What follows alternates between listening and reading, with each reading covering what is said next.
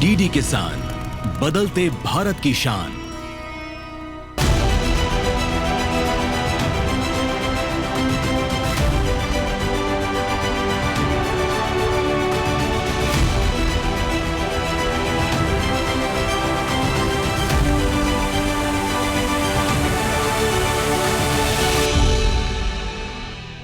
नमस्कार, दूरदर्शन किसान में आपका स्वागत है। मैं हूं सुरेश मनचंदा और आप देख रहे हैं अपना पसंदीदा प्रोग्राम अपना कमोडिटी एक्सपर्ट।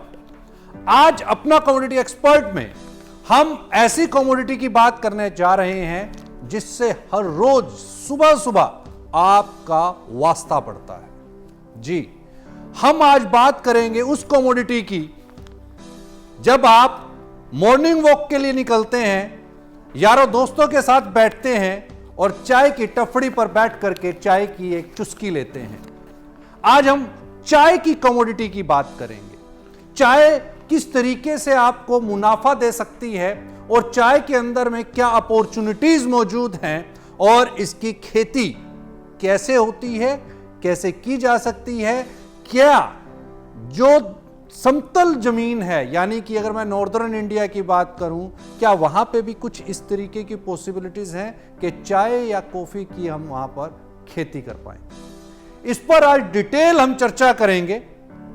आज हमारे साथ में चाय पर बात करने के लिए दो खास मेहमान होंगे, उनका मैं आपको तारुफ कराऊंगा और साथ ही साथ चाय को लेकर के क्या विकल्प मौजूद हैं। चूंकि पिछले 5 साल के अंदर में ये इंडस्ट्री करीब करीब जो कभी रोड साइड के ऊपर पे चाय की टपड़ी लगती थी, उसका बदलता हुआ जो स्वरूप है, चाहे वो कैफे के ऊपर आ गया या फिर उसने टी बुटीक खोल लिया। अब टी बुटीक और टी कैफे की अगर मैं बात करता हूं, करीब करीब 1000 करोड़ रुपए का ये बिजनेस जनरेट हो चुका है। चाय से आप किस तरीके से अपनी जेब में मुनाफा अर्जित कर सकते हो, इन सब पर हमारी बातचीत होगी। लेकिन उससे पहले एक नजर डाल लेते हैं हम आज की इस खास रिपोर्ट पर।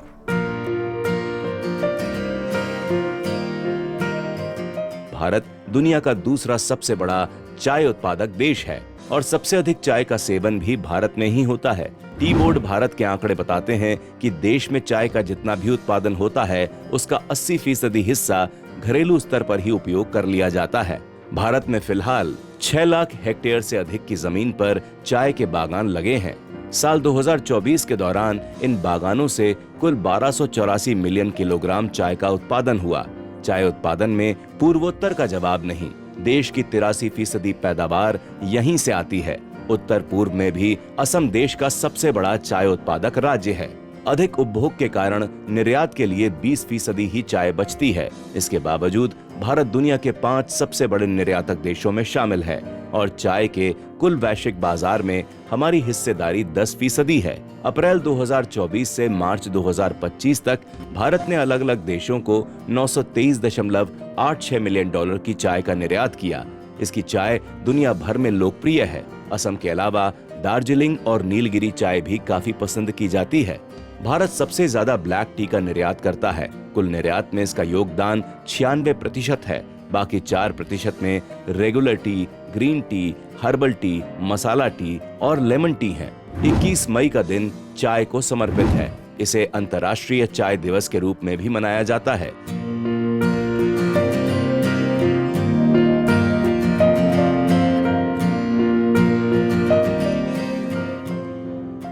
और चाय पर बात करने के लिए हमारे साथ दो खास मेहमान इस समय पर स्टूडियो में मौजूद हैं। हमारे साथ इस समय स्टूडियो में राजा राम गोयल साहब मौजूद हैं। आप चाय के एक्सपोर्टर हैं, आपका स्वागत है। और साथ ही हमारे साथ सिलीगुड़ी से जुड़ रहे हैं राहुल जवर साहब, आपका स्वागत है राहुल जी दूरदर्शन किसान पर। सबसे पहले राजा राम जी आपके पास आऊंगा, चूंकि चाय हाल फिलहाल के अंदर में जिस तरीके से, जितनी तेजी के साथ में ये चाय का कारोबार बदला है और इसने अपने रूप और रंग को बदला है। अलग अलग तरह की चाय बाजार के अंदर में ग्रीन टी के नाम से आ रही हैं, हर्बल टी के नाम से आ रही हैं, मसाला चाय आ रही है, नींबू चाय आ रही है, नींबू चाय आ रही है जी, ठीक है। तो इसके साथ साथ में चाय ने अपना विस्तार इस रूप में कदर में कर दिया है कि चाय के बुटीक्स खुल रहे हैं और चाय के कैफे खुल रहे हैं। ये अपने आप में पिछले 5 साल के अंदर में कमोवेश 1000 करोड़ रुपए का ये मार्केट साइज हो गया है। अब ये टक्कर दे रहा है कॉफी कैफेज को। पहले चाय टफरी पर ही मिला करती थी, अब ये मॉल्स के अंदर भी मिलने लगी है और प्रीमियम सेगमेंट हो गया है।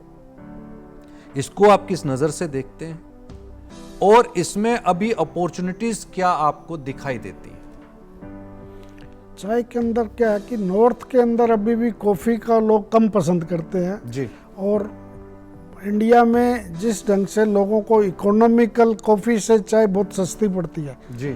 चाय पेय पदार्थ किसी को आके अगर हम उसको ऑफर करते हैं तो उसमें कॉस्ट वाइज भी बहुत मिनिमम है और सामने वाला पसंद भी करता है। बिल्कुल। हम उसको पूछते हैं कि आप चाय कॉफ़ी में क्या लेंगे तो वो कहेगा मैं चाय लूँगा, क्योंकि अच्छा चाय में क्या वैरायटी भी आ गई। पहले तो खाली दूध वाली चाय थी, अब चाय के अंदर मतलब चॉइस हो गई है। आप ब्लैक टी पी सकते हो, लेमन टी पी सकते हो।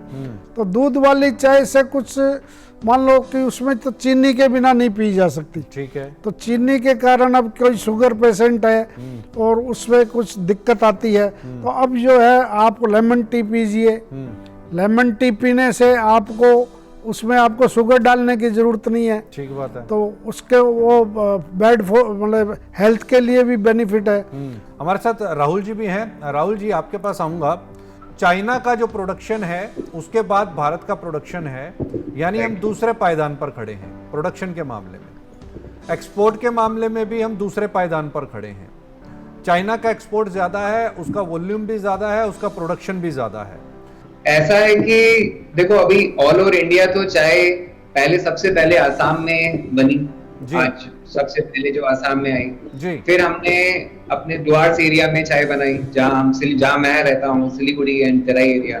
जी। साउथ इंडिया में भी चाय बनने स्टार्ट हो गई। हाँ। अब चाय के लिए सबसे इम्पोर्टेंट सॉइल, सेकंड सबसे उसके बाद इम्पोर्टेंट है वेदर पैटर्न। आज यहाँ की जो वेदर कंडीशंस है, जो ह्यूमिडिटी है, वो चाय को बहुत सूटेबल करती है। आप देखेंगे अगर बारिश का जो यहाँ पे चलन है, दिन में रात को बारिश आना, दिन में धूप निकलना, अगर 2 दिन यहाँ गर्मी हो जाए तो फिर अगली थर्ड दिन यहाँ बारिश आ जाती है।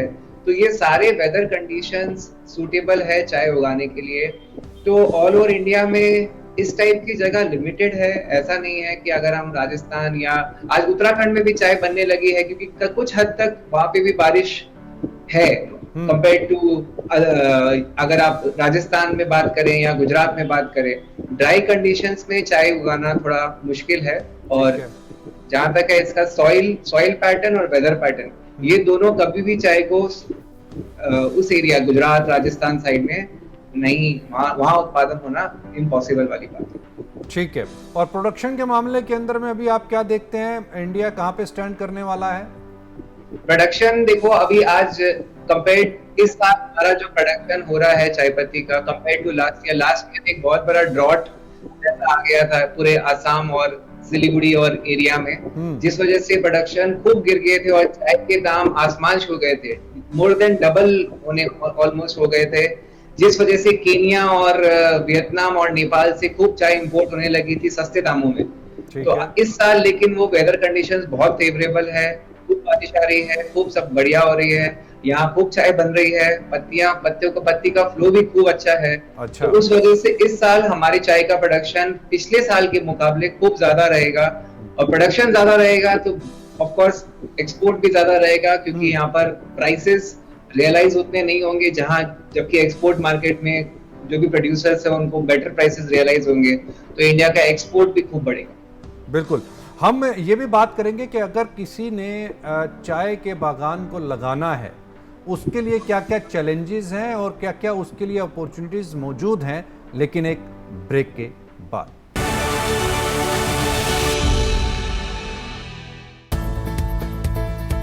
किस फसल की क्या है चाल,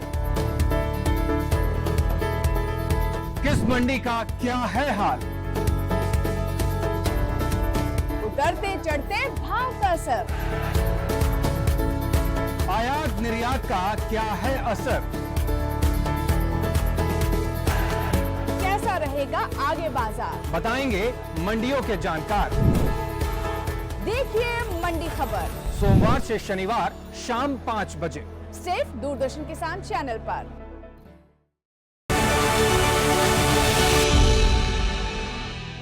ब्रेक के बाद एक बार फिर से स्वागत है। चर्चा जारी है। आज हम चर्चा कर रहे हैं चाय पर और जानने की कोशिश कर रहे हैं कि क्या चाय के बागान अब पहाड़ों से उतर करके समतल इलाकों में यानी कि आपके खेत में भी क्या चाय हो सकती है। इस पर हम जानने की कोशिश कर रहे हैं।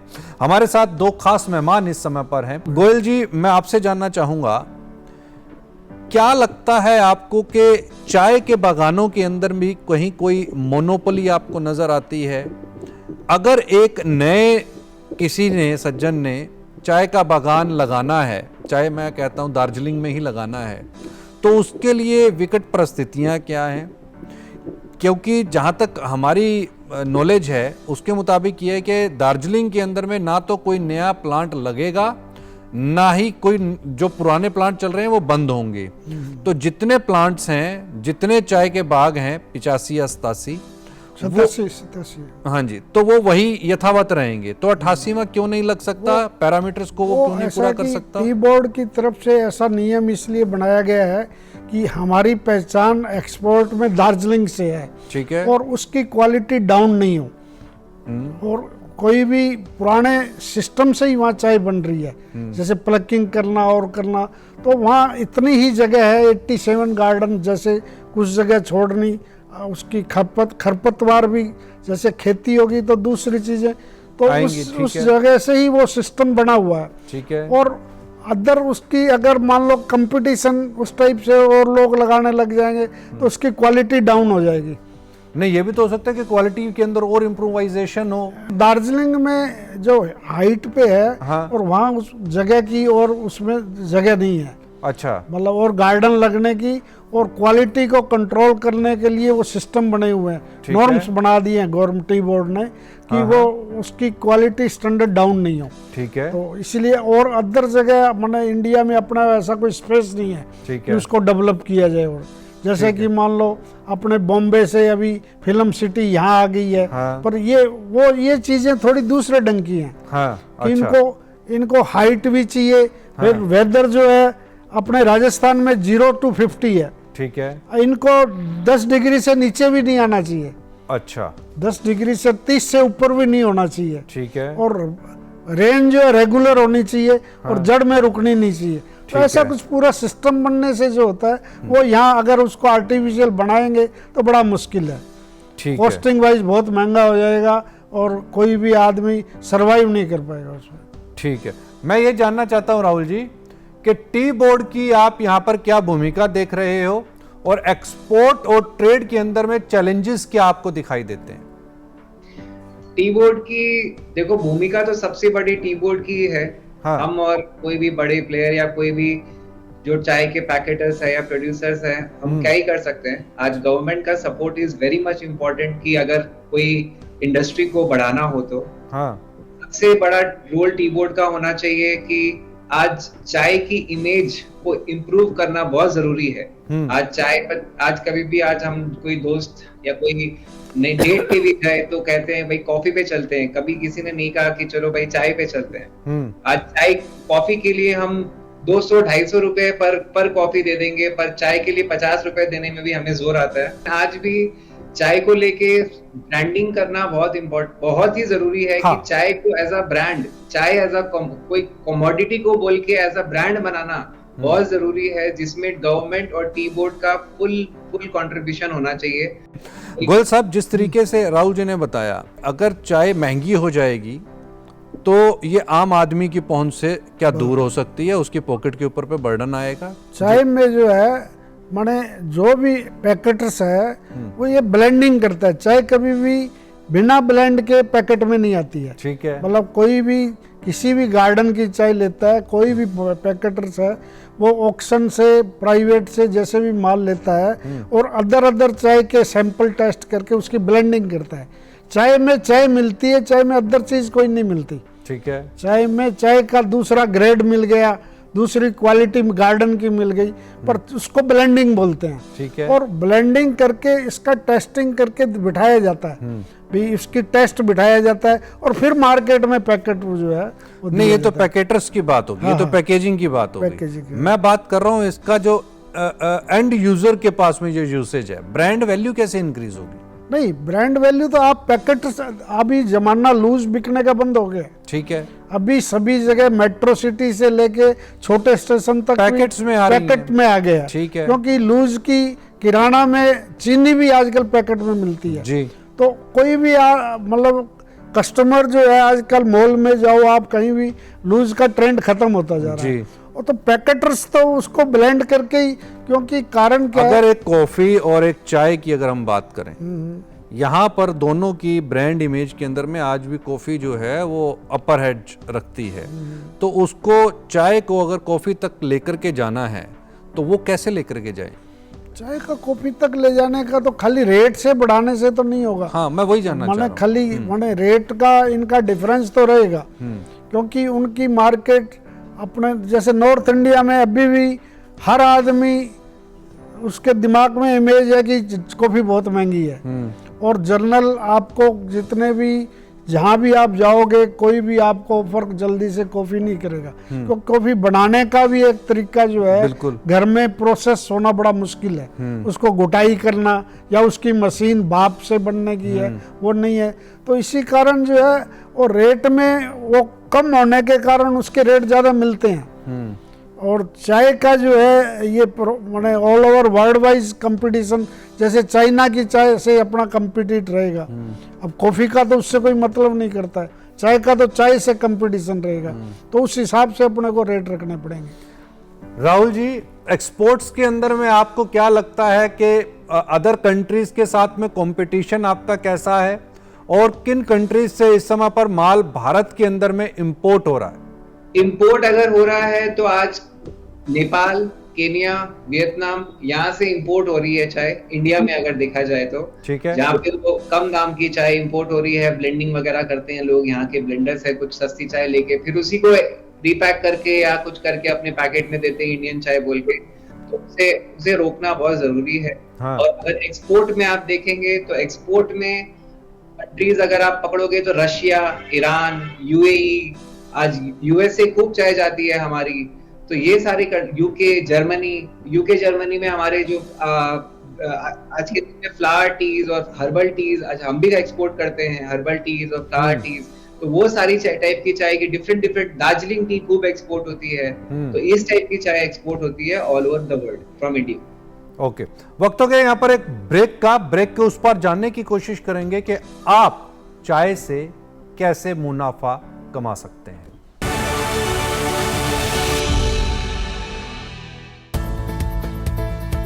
किस फसल की क्या है चाल, किस मंडी का क्या है हाल, उतरते चढ़ते भाव का असर, आयात निर्यात का क्या है असर, कैसा रहेगा आगे बाजार, बताएंगे मंडियों के जानकार। देखिए मंडी खबर सोमवार से शनिवार शाम 5 बजे सिर्फ दूरदर्शन किसान चैनल पर।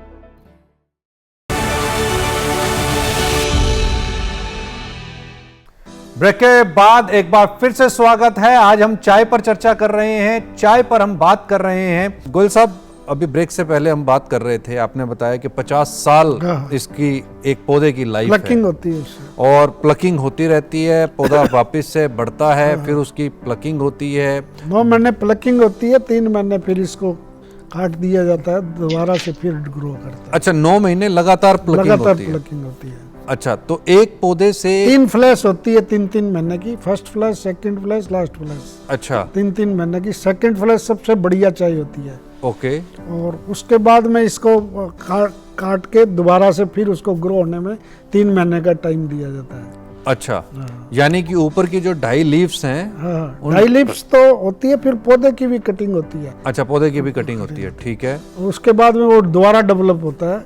हाँ। और फिर नए साल से जैसे फरवरी में इसकी प्लकिंग दोबारा चालू हो जाती है। तो क्या इसको रोज पानी चाहिए होता है? रोज पानी चाहिए होता है। अगर मैं अगले 5 साल की बात करूं तो अगले 5 साल के अंदर में आप चाय के एक्सपोर्ट को कहां पर देखते हैं? अगर आपने 5 साल की बातें करें तो देखो, ऐसा नहीं है कि टी बोर्ड या गवर्नमेंट इसके पीछे काम नहीं कर रहे हैं। हाँ। आज खूब FSSAI बहुत स्ट्रिक्ट हो गया है। आज अगर आप न्यूज चेक करेंगे तो यूपी हो, साउथ इंडिया हो, काफी जगहों में खराब चाय के पैकेट्स या खराब जो चाय बिक रही है बाजार में, उन्हें पकड़ा गया है, उनको जब्त किया गया है।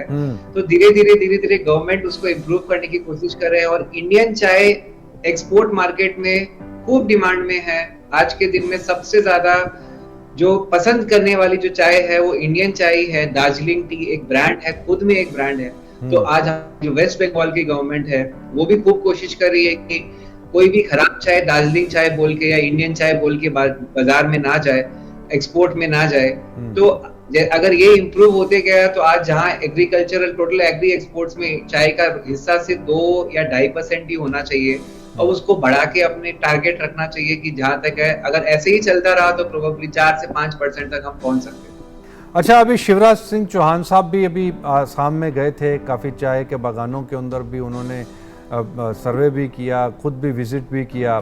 तो उसको देखते हुए क्या लगता है आपको, क्योंकि एग्रीकल्चर मिनिस्ट्री भी कहीं ना कहीं ये चाह रही है कि भाई एग्रीकल्चरल जो प्रोड्यूस हैं और उनका जो टोटल एक्सपोर्ट है आज की तारीख के अंदर में तकरीबन $40 अरब के आसपास का है और गवर्नमेंट का जो लक्ष्य है वो $100 अरब तक इसको लेकर के जाने का है। तो क्या वाकई के अंदर में अगले 5 साल की अगर मैं ओरिजिन को लेकर के चलूं, 2030 तक के ओरिजिन को लेकर के चलूं, तो अगले 5 साल के अंदर में क्या चाय का प्रोडक्शन जो अभी तकरीबन 138 मिलियन केजी के आसपास का है, एक तो उसके अंदर कितना हम इजाफा देखते हैं प्रोडक्शन के अंदर में? नहीं, अगर अपने प्रोडक्शन बढ़ाने पे जाएंगे तो चाय की क्वालिटी ड्रॉप होगी। सिंपल सिस्टम है। जो बगान 2 तरीके से काम करते हैं। हाँ। कुछ बगान का टारगेट रहता है प्रीमियम चाय बनाना, पर उनकी यील्ड पर हेक्टर वो कम हो जाती है क्योंकि वो प्रीमियम चाय बनाने पे जाते हैं, जहाँ उनकी प्राइस भी अच्छी रियलाइज होती है, 350-400 तक प्राइस रियलाइज कर जाते हैं। कुछ बगान है जो प्रोडक्शन पे फोकस करते हैं कि हम बहुत ज्यादा प्रोडक्शन करेंगे, उनकी यील्ड ज्यादा होने से क्वालिटी ड्रॉप हो जाती है। तो अगर अपने जब तक एरिया ऑफ लैंड नहीं बढ़ेगा तब तो प्रोडक्शन वैसे बढ़ाना, आपकी बात सही है कि टोटल प्रोडक्शन बढ़ना मुश्किल है, पर आज भी इंडिया में एक्सेस प्रोडक्शन होती है चाय की, जहाँ जितनी जरूरत है उससे ज्यादा ही चाय बनती है। तो अगर एक्सपोर्ट वाइज देखें तो एक्सपोर्ट होने की खूब जगह है और अपने कंपैरिजन टू केनिया या श्रीलंका हो तो अपने चाय 100% उनसे ज्यादा एक्सपोर्ट कर सकते हैं। तो चाय के जो चैलेंजेस हैं, क्योंकि चाय अब मान लीजिए कि आपके सामने चाय रखी है, अब इस चाय की अगर हम बात करते हैं तो यूजर को कैसे पता चलेगा कि ये अच्छी क्वालिटी की चाय है? चाय एक ऐसा आइटम है कि वो बनने के बाद ही पता लगता है। चाय का ट्रेड करने वाले को भी पता नहीं लगता है अगर उसका गार्डन का नाम नहीं हो। अच्छा, वो ग्रेड का पता लगता है उसको, एक आइडिया गार्डन से ही लगता है उसको। अगर उस गार्डन की है चाय, उस गार्डन की है तो वो नॉर्म्स उसकी क्वालिटी बढ़िया होनी चाहिए। ठीक है। माने एक्चुअल में जो इतने टाइम से चाय का काम कर रहा है उसको बिना कुछ नाम के वैसे ही दिखाई जाए तो चाय के बारे में वो बहुत कुछ, वो मतलब 50% उसका इमेजिन कर लेगा भी ऐसा है, पर बाकी उससे ज्यादा नहीं हो पाएगा। तो लेमैन को तो सवाल ही नहीं है। ठीक है। तो लेमैन को तो बनने से ही पता लगेगा कि चाय में कलर कैसा है, टेस्ट कैसा है। अब जो सवालों और जवाबों का सिलसिला है उसको हम शुरू करने जा रहे हैं। हमने पिछले हफ्ते के एपिसोड में आपसे पूछा था आम का लाख बाग किस राज्य में है। ऑप्शंस हमने आपको बताई थी, option A Rajasthan, option B Gujarat, option C Uttar Pradesh, option D Bihar. तो सही जवाब है ऑप्शन डी बिहार। और जिन्होंने ये सही जवाब दिया है उनके जो नाम है आपकी टीवी स्क्रीन पर।